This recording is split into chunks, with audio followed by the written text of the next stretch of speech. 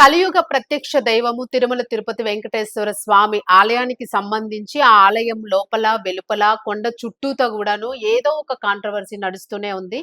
ప్రతి చోట కూడాను ఎక్కడ చూసినా ఒకసారి లడ్డు వ్యవహారం అంటాము, ఒకసారి కండువాల వ్యవహారం అంటాము, ఒకసారి ఆ గోపురానికి సంబంధించిన బంగారు తాపడానికి సంబంధించిన మాయమైపోయినాయి అనేది ప్రతి ఒక్కటి కూడాను కాంట్రవర్సీ ఇష్యూస్ అయితే వస్తూ ఉన్నాయి. చుట్టూ ఎందుకు ఇటువంటి మాయలు జరుగుతూ ఉన్నాయి. ఇంతే కాకుండాను ప్రతి ఒక్కరు కూడా ఎంతో నిష్టగా వెంకటేశ్వర స్వామిని దర్శించుకోవడానికి వెళ్తారు. ముడుపులు కట్టుకుంటూ ఉంటారు. ఉపవాసాలు చేస్తూ ఉంటారు. మెట్ల ద్వారం గుండా కూడా వెళ్తూ ఉంటారు.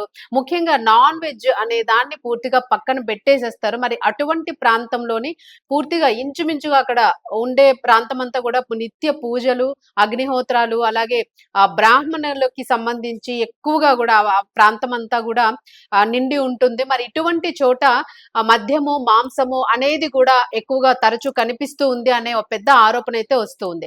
మరి ఎందుకు ఇది టీటీడీకి సంబంధించి కట్టడి చేయడం లేదా? అక్కడ ఉన్న అధికారుల నిర్లక్ష్యమా? ఎక్కడ ఇదంతా లోపం జరుగుతూ ఉంది అనేదైతే అనేక రకాల ప్రశ్నలు వెలువెత్తుతుంది.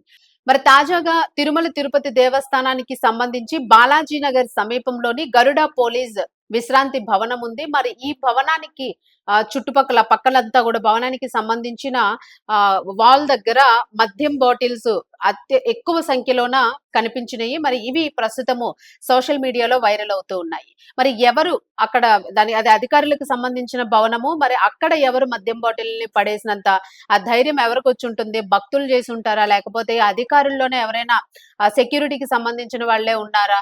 అసలు ఎవరు ఇన్ని బాటిల్స్ ఎవరు పడేసి ఉంటారు? అసలు మద్యం పైకి ఎలా వచ్చింది? ఎందుకంటే కింద నుంచి వచ్చేటప్పుడే పూర్తిగా సెక్యూరిటీ చాలా టైట్ సెక్యూరిటీ ఉంటుంది.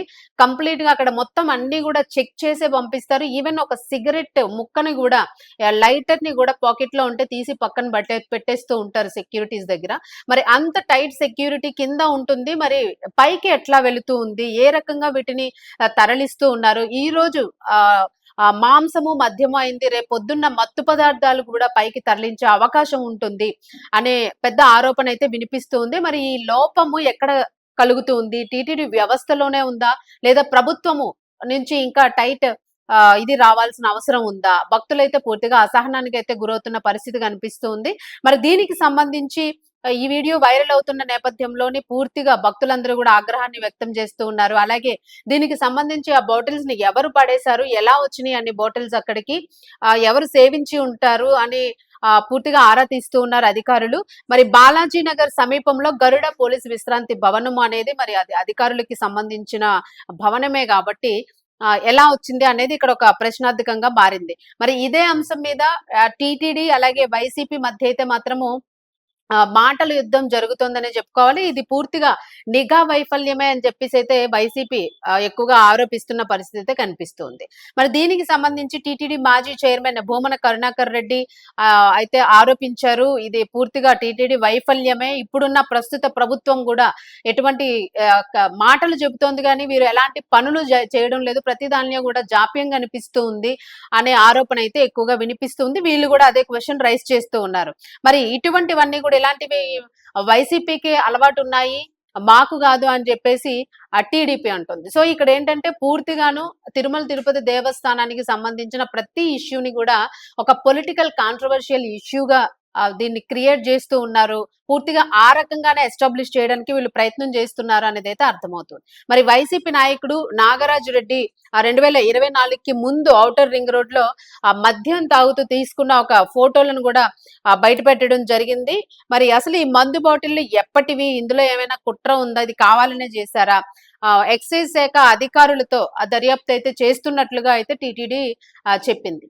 ఎందుకంటే ప్రతిదీ కూడాను ఎక్కడ ఏది దొరికితే అంటే ఇప్పుడు రాజకీయాలు పూర్తిగా పులుముతూ ఉన్నారు ఆలయానికి అనేది కూడా అర్థమవుతుంది. గత వైసీపీ ప్రభుత్వంలో చేసిన తప్పిదాలన్నీ వీళ్ళు టీటీడీ బయటకు తీస్తోందని, టీడీపీ బయటకు తీస్తోందని, లేదు టీడీపీ హయాంలోనే ఇవన్నీ ఇప్పుడు కొత్తగా మొదలైనవి అని చెప్పేసి వైసీపీ ఆరోపించడము.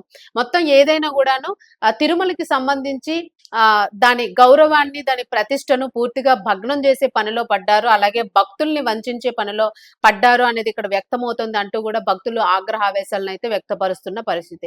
మరి దీనికి సంబంధించి ఎక్సైజ్ శాఖ అధికారులైతే చర్యలు తీసుకుంటామని చెప్తూ ఉన్నారు. దీనికి సంబంధించి పూర్తిగా ఎంక్వైరీ చేస్తూ ఉన్నారు. రాజకీయాల్ని పక్కన పెట్టి అసలక్కడ ఏం జరిగింది? కుట్రపూరితంగా చేశారా? లేదు అని అనుకుంటే ఎవరైనా అక్కడ అలుసు తీసుకొని సెక్యూరిటీ లోపాన్ని తీసుకొని అలుసుగా తీసుకొని ఇలాంటివన్నీ చేస్తూ ఉన్నారా? అనే దాని మీదైతే తీవ్ర స్థాయిలో చర్చలు జరుగుతూ ఉన్నాయి. మరోపక్క మనం తాజాగా గత 2 రోజుల క్రితం చూసుకుంటే మద్యం తాగి పూర్తిగా గోవిందరాజ